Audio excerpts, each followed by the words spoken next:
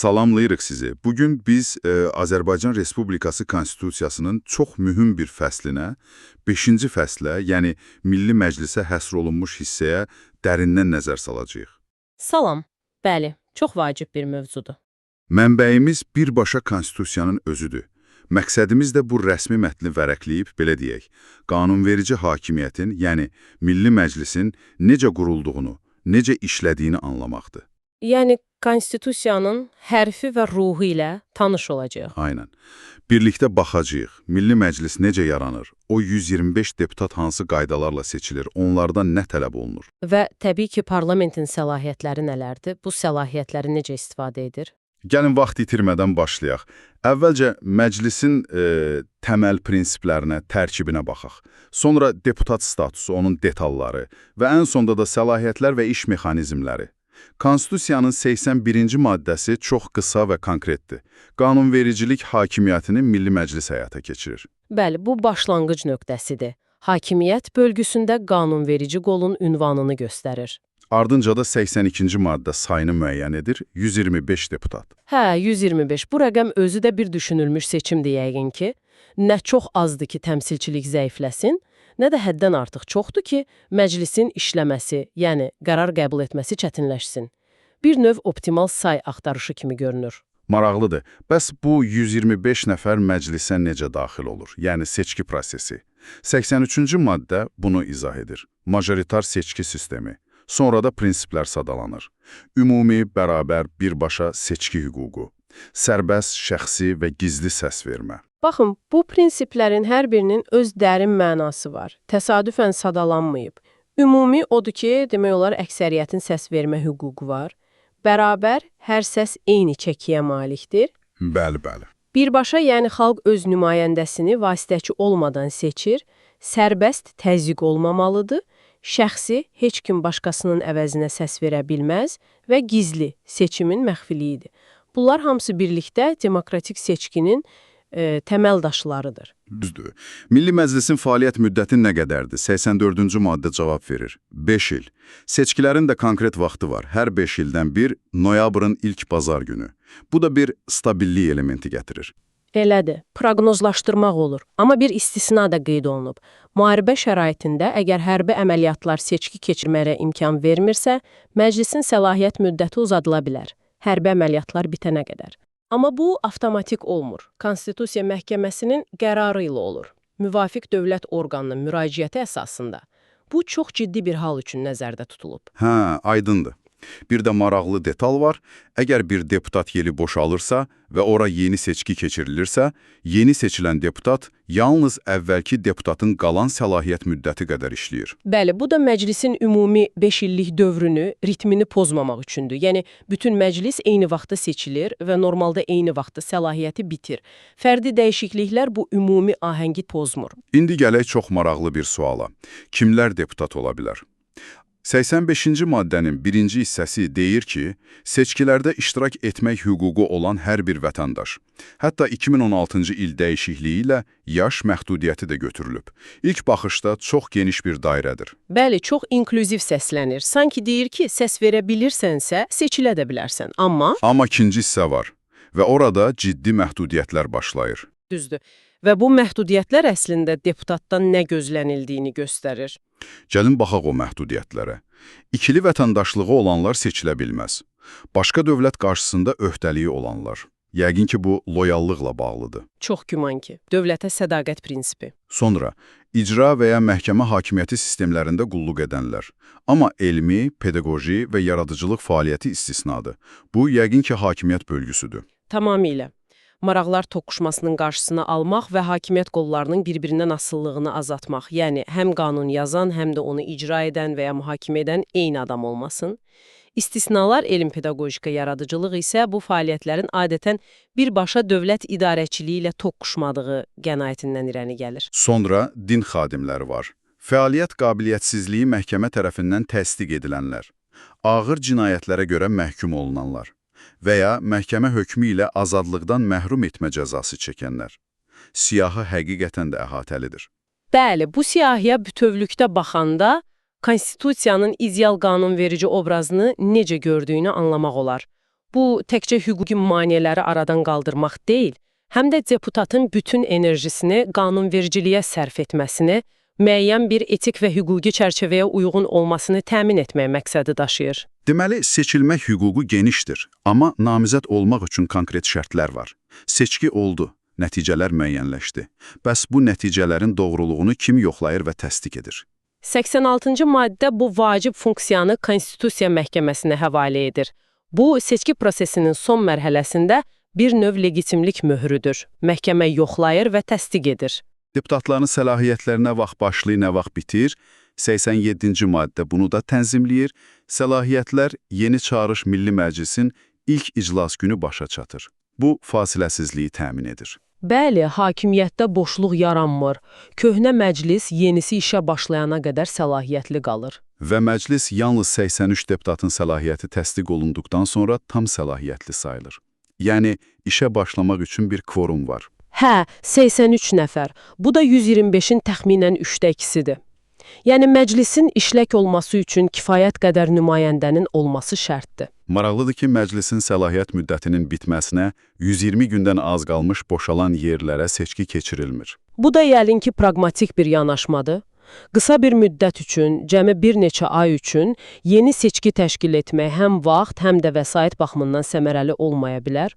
Ona görə belə bir qayda qoyulub. İndi gələk çox danışılan, bəzən də mübahisə doğuran mövzuya, deputat toxunulmazlığı. 90-cı maddə. Nə deyir bu maddə? Deyir ki, səlahiyyət müddətində deputatın şəxsiyyəti toxunulmazdır. Bu nə deməkdir praktikada? Əslində, deputat toxunulmazlığı və ya immuniteti klassik parlamentarizm institutlarından biridir. Əsas məqsədi odur ki, deputat öz vəzifəsini xüsusən də tənqidi fikirlər səsləndirmək, hökumətin fəaliyyətini sorğulamaq kimi funksiyalarını sərbəst, qorxmadan yerinə yetirə bilsin. Yəni, icra və məhkəmə hakimiyyətinin mümkün təzyiqlərindən bir növ qorunma mexanizmidir. Bəs bu qorunma, bu qalxan mütləqdirmi? Maddəyə baxsaq, deyir ki, cinayət başında yaxalanma halı istisna olmaqla deputat tutula bilməz, cinayət məsuliyyətinə cəlb edilə bilməz, haqqında məhkəmə qaydasında inzibati tənbih tətbiq edilə bilməz, axtarışa və ya şəxsi müayinəyə məruz qala bilməz. Tutula bilər. Amma bu barədə dərhal baş prokurora məlumat verilməlidir. Yəni, proses yenə də nəzarətdədir. Və toxunulmazlığa necə xitam verilir? Yalnız baş prokurorun təqdimat əsasında Milli Məclisin öz qərarı ilə. Deməli, məclis öz üzvünün toxunulmazlığını qaldıra bilər. Bəli, bu da göstərir ki, toxunulmazlıq tamamilə qanundan kənar olmaq demək deyil, parlament özü bu məsələdə son söz sahibidir. Və 91-ci maddəni də unutmayaq, o da toxunulmazlığın başqa bir aspektini, funksional toxunulmazlığı təsbit edir. 91-ci maddə deyir ki, deputatlar məclisdəki fəaliyyətinə, səs verməyə və söylədiyi fikrə görə məsuliyyətə cəlb oluna bilməzlər və razılığı olmadan ifadə verməyə məcbur edilə bilməzlər. Baxın, bu iki maddə birlikdə toxunulmazlığın fərqli qatlarını göstərir. 91-ci maddə parlament daxilindəki söz və fəaliyyət azadlığını qoruyur ki, bu açıq debat üçün həyati əhəmiyyət daşıyır. 90-cı maddə isə daha ümumi, cinayət prosessual toxunulmazlıqdır, amma dediyimiz kimi mütləq deyil, məhdudiyyətləri və qaldırılma mexanizmi var. Konstitusiya burada müstəqilliklə hesabatlılıq arasında bir tarazlıq yaratmağa çalışıb. Deputat toxunulmaz olsa da, mandatını itirə də bilər. 89-cu maddə bu halları şadalayır və bu siyahıda kifayət qədər uzundur. Elədir. Və bu siyahı əslində bir növ 85-ci maddədəki seçilmə şərtlərinin davamıdır. Yəni, deputat seçildikdən sonra da o şərtlərə uyğun qalmalıdır. Hansılardır o əsaslar? Seçkilərdə səslərin səhv hesablandığı aşkarlandıqda bu texniki məsələdir. Azərbaycan vətəndaşlığından çıxdıqda və ya başqa dövlətin vətəndaşlığını qəbul etdikdə, bu da yeni layallıq və 85-ci maddə ilə bağlıdır. Cinayət törətdikdə və məhkəmənin qanuni qüvvəyə minmiş hökmü olduqda, dövlət orqanlarında vəzifə tutduqda, din xadimi olduqda, sahibkarlıq, kommersiya və ya başqa ödənişli fəaliyyətlə məşğul olduqda, elm, pedaqojika, yaradıcılıq yenə istisnadır. Yenə 85-ci maddənin tələblərinin pozulmasıdır. Özü imtina etdikdə, Konstitusiyanın 93-cü maddəsinin 3-cü hissəsini, yəni başqasının əvəzinə səs verməmək tələbini pozduqda və deputat üçün müəyyən edilmiş etik davranış qaydalarını köput şəkildə pozduqda, bir də sağlamlıqla bağlı səbəblər var. Bu siyahı göstərir ki, mandat təkcə seçilməklə qazanılmır, həm də bütün səlahiyyət müddəti ərzində müəyyən standartlara cavab verməklə qorunur. Xüsusilə o, başqasının əvəzinə səs vermə və etik qaydaların pozulması ilə bağlı bəndlər, deyəsən 2016-cı ildə əlavə olunub. Bəli, elədir. Bu da göstərir ki, zamanla deputat fəaliyyətinə olan tələblər, yəni gözləntilər, daha da konkretləşib və sərtləşdirilib. Prosesual dürüstlük və etik davranış daha çox vurğulanır. Yaxşı, deputatlarla bağlı əsas məqamları deyəsən əhatə etdik. İndi Milli Məclisin özü bir qurum kimi necə işləyir? Sessiyalar, iclaslar necə olur? 88-ci maddə. 88-ci maddə məclisin iş rejimini müəyyən edir. Hər il 2 növbəti sessiya olur, yaz və payız sessiyaları. Bu, planlı qanunvericilik işi üçündür. Amma növbədənkənar sessiyalarda mümkündür. Ya prezidentin tələbi ilə, ya da məclisin özünün ən azı 42 deputatının tələbi ilə sədr tərəfindən çağırılır. Bu da çeviklik üçündür. Gözlənilməz təcili məsələlər ortaya çıxanda məclisin toplanıb müzakirə apara bilməsini təmin edir. İclaslar necə keçirilir? Əsas qayda odur ki, iclaslar açıqdır, amma istisnalar var. Bəli, açıqlıq prinsipi əsasdır. Bu, şəffaflıq və ictimai nəzarət deməkdir. Amma 83 deputatın tələbi və ya prezidentin təklifi ilə qapalı iclas da keçirilə bilər. Bu da daha çox dövlət sirri, milli təhlükəsizlik kimi həssas məsələlərin müzakirəsi üçün nəzərdə tutulur. Məclis öz daxili strukturunu, iş qaydasını necə müəyyən edir? 92-ci maddəyə baxaq. 92-ci maddə məclisin daxili müstəqilliyini təsbit edir. Deyir ki, məclis öz iş qaydasını özü müəyyən edir. Sədrini və müavinlərini seçir. İşlərin daha səmərəli getməsi üçün komitələr və komissiyalar təşkil edir. Komitələr, yəqin ki, qanun layihələrinin ilkin müzakirəsi, ixtisaslaşmış sahələr üzrə iş üçün vacib deyil? Əlbəttə, qanunvericilik prosesinin əsas yükü çox vaxt komitələrin üzərinə düşür. Orada layihələr daha detallı müzakirə olunur, dəyişikliklər təklif edilir.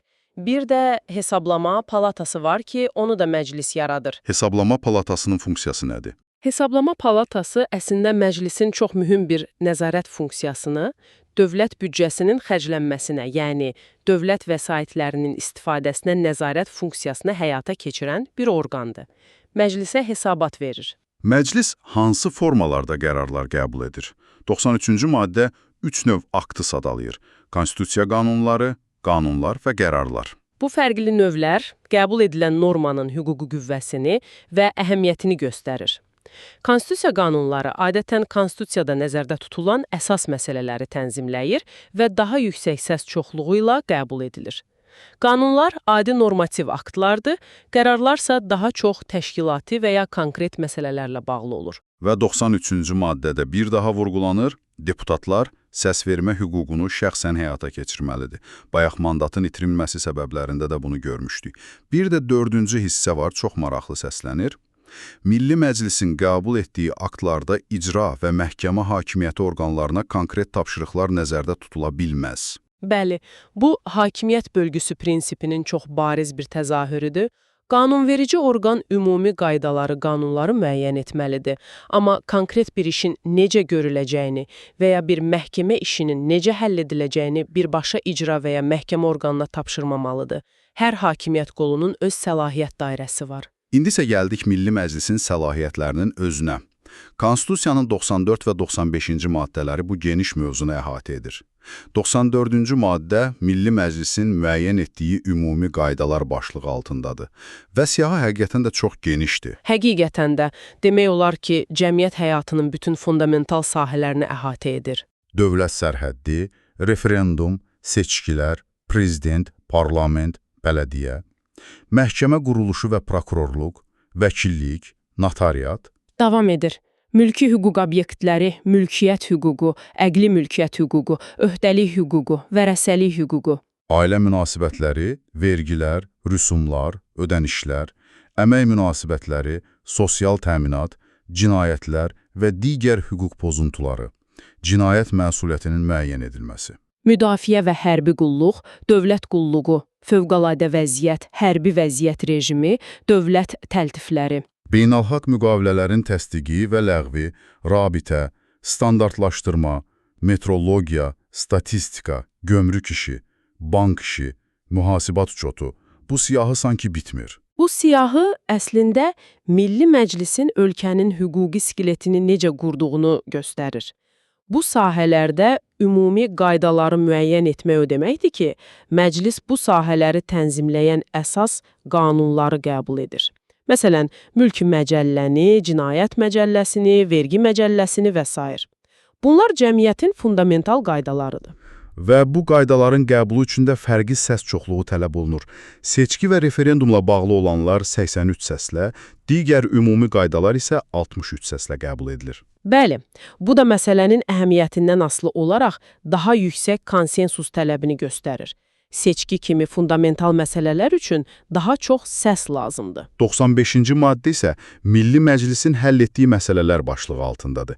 Burada artıq ümumi qaydalar yox, daha konkret addımlar, qərarlar və təyinatlar var. Düzdür, 94-cü maddə çərçivəni qurursa, 95-ci maddə daha çox konkret fəaliyyətləri sadalayır. Məsələn, Milli Məclisin işinin təşkili, prezidentin təqdimatı ilə Azərbaycanın diplomatik nümayəndəliklərinin təsis edilməsi, inzibati ərazi bölgüsü. Bunlar dövlət quruluşu və idarəetmə ilə bağlı məsələlərdir. Sonra çox vacib bir məsələ, prezidentin təqdim etdiyi dövlət büdcəsinin təsdiq edilməsi və onun icrasına nəzarət. Bu, parlament nəzarətinin ən klassik və güclü formalarından biridir. Büdcə təsdiqi ilə məclis hökumətin maliyyə siyasətinə birbaşa təsir edir və xərclərə nəzarət edir. Ombudsmanın seçilməsi, prezidentin təqdimatı ilə baş nazirin təyin olunmasına razılıq verilməsi. Baxın, bu razılıq mexanizmi icra hakimiyyətinin formalaşmasında məclisin rolunu göstərir. Prezident təqdim edir, amma məclisin razılığı olmadan baş nazir təyin oluna bilməz. Eyni şəkildə, prezidentin təqdimatıya, Konstitusiya Məhkəməsi, Ali Məhkəməsi və Apellyasiya Məhkəmələri hakimlərinin vəzifəyə təyin edilməsi, prezidentin təqdimatı ilə baş prokurorun vəzifəyə təyin olunmasına və vəzifədən azad edilməsinə razılıq verilməsi. Yenə də təyinatlara nəzarət. Həm məhkəmə hakimiyyətinin, həm də prokurorluğun rəhbərliyinin formalaşmasında məclisin iştirakı var. Sonra daha kəskin səlahiyyətlər gəlir. Konstitusiya Məhkəməsinin təqdimatı əsasında prezidentin vəzifədən kənarlaşdırılması qaydasında məsələnin həlli, impeachment, Nazirlər Kabinetinə etimad məsələsinin həlli. Bu ikisi, impeachment və etimad-etimadsızlıq votumu, parlamentin ən yüksək siyasi nəzarət və məsuliyyət mexanizmləridir. Çox nadir hallarda istifadə olunsa da, onların mövcudluğu özü bir tarazlıq elementidir. Prezidentin təqdimatı ilə Mərkəzi Bank İdarə Heyəti üzvlərinin vəzifəyə təyin və azad edilməsi, prezidentin müraciəti əsasında müharibə elanına və sülh bağlanmasına razılıq verilməsi. Müharibə və sülh kimi taleyi yüklü məsələlərdə də məclisin razılığı tələb olunur. Referendum təyin edilməsi, amnistiya haqqında qərar qəbul edilməsi və Konstitusiya qanunu ilə siyahıya Mərkəzi Seçki Komissiyası üzvlərinin təyini kimi əlavələr də edilib. Ümumiləşdirsək, 95-ci maddə Milli Məclisi təkcə qanun yaradan deyil, həm də təsdiq edən büdcə, təyinatlar, müqavilələr, nəzarət edən hökumət büdcə icrası və hətta ali siyasi məsuliyyət məsələlərini həll edən impeachment, etimadsızlıq bir orqan kimi səciyyələndirir. Bu, çox şaxəli bir roldur. Bəs bu qanunlar necə yaranır? Kimlərin qanun təklif etmə hüququ, yəni qanunvericilik təşəbbüsü hüququ var? 96-cı maddə. Bu da çox maraqlı bir maddədir, çünki təşəbbüs hüququnu kifayət qədər geniş bir subyekt dairəsinə verir. Kimlərdir o subyektlər? Milli Məclisin deputatları bu təbiidir. Prezident, Ali Məhkəmə, seçki hüququ olan 40 min Azərbaycan Respublikası vətəndaşı. Baxın, bu 40 min vətəndaşın təşəbbüs hüququ çox diqqətə layiqdir. Bu, birbaşa demokratiya elementidir. Nəzəri olaraq vətəndaşlar birləşib öz təkliflərini birbaşa parlamentin müzakirəsinə çıxara bilərlər. Sonra prokurorluq və Naxçıvan Muxtar Respublikasının Ali Məclisi. Bu siyahı göstərir ki, qanun təklifləri müxtəlif mənbələrdən gələ bilər. Parlamentin özündən, icra hakimiyyətindən prezident, məhkəmə hakimiyyətindən Ali Məhkəmə, prokurorluqdan, Muxtar Respublikadan və birbaşa xalqdan. Bu da qanunvericilik prosesini zənginləşdirə bilər. Prosesin özü necə gedir? Deyilir ki, deputat olmayan subyektlərin təqdim etdiyi layihələr təqdim olunduğu şəkildə səsə qoyulur. Yəni, məclis onu çox dəyişdirə bilməz. Dəyişiklik üçün təşəbbüskarın razılığı lazımdır deyə qeyd olunur. Bu təşəbbüs hüququnun hörmətini qoruyur. Yəni məclis ya qəbul edir, ya etmir. Amma təşəbbüskarın iradəsinin əksinə gedib layihəni tamamilə başqa şəklə sala bilməz.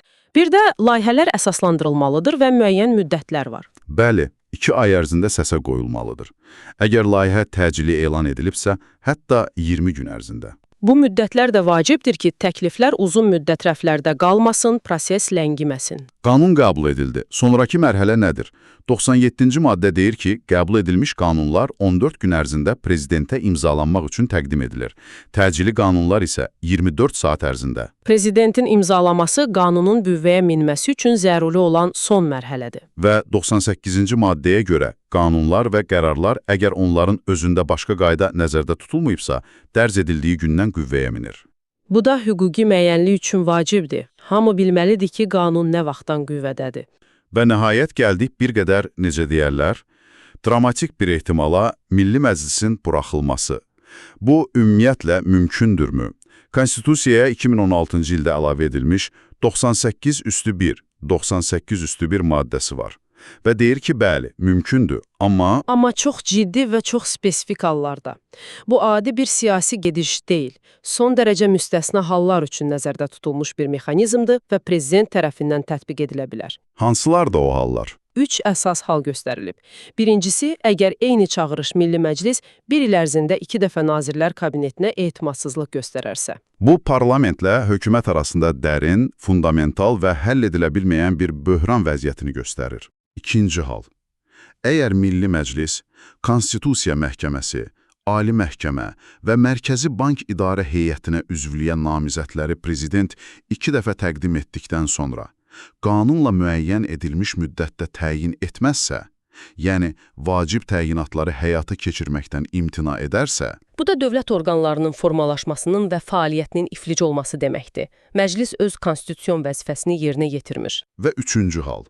Milli Məclis Konstitusiyanın 94-95-ci maddələrində, 96-cı maddənin 2-ci, 5-ci hissələrində və 97-ci maddəsində göstərilən vəzifələrini, yəni əsas qanunvericilik, təsdiq etmə, nəzarət funksiyalarını aradan qaldırıla bilməyən səbəblər üzündən icra etməzsə, bu da məclisin ümumiyyətlə fəaliyyət qabiliyyətini itirməsi, öz əsas funksiyalarını yerinə yetirə bilməməsi halıdır. Gördüyünüz kimi hər üç hal çox ciddidir və dövlət mexanizmində dərin bir böhranı və ya dalana dirənməni ifadə edir.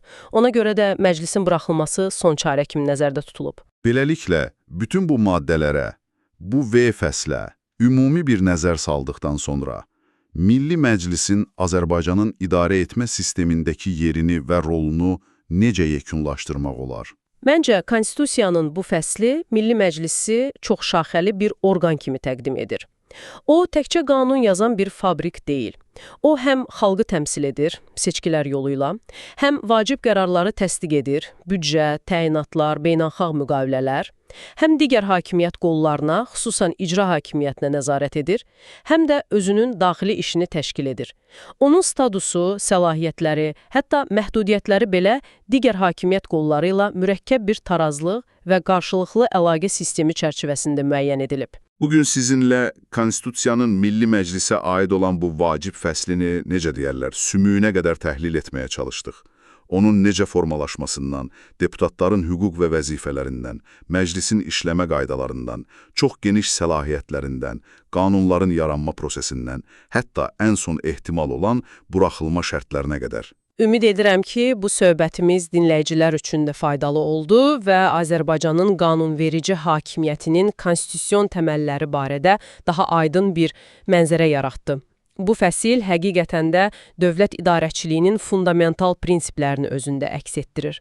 Və sonda adətən olduğu kimi sizin üçün bir neçə düşünməyə dəyər sual qoyaq. Məsələn, Konstitusiyanın deputatlığa namizədlər üçün qoyduğu o detallı məhdudiyyətlər, 85-ci maddə və mandatdan məhrum etmə əsasları, 89-cu maddə. Bütün bunlar birlikdə, sizcə, bizim qanunvericilərimizdən gözlənilən standartlar, onlara olan etimad səviyyəsi barədə nə deyir? Və ya başqa bir istiqamət. 40 min vətəndaşın qanunvericilik təşəbbüsü hüququ, 96-cı maddə. Kağız üzərində bu çox demokratik bir mexanizmdir. Amma sizcə praktikada bu hüquq, qanun yaradıcılığı prosesinə, ümumiyyətlə parlamentin gündəminə real olaraq nə dərəcədə təsir etmək gücünə malikdir və ya malik ola bilər? Bu suallar üzərində düşünmək, yəqin ki, konstitusiyada yazılanların real həyatla əlaqəsini daha yaxşı anlamağa kömək edər. Bu dərin təhlildə bizimlə olduğunuz üçün çox sağ olun. Təşəkkürlər.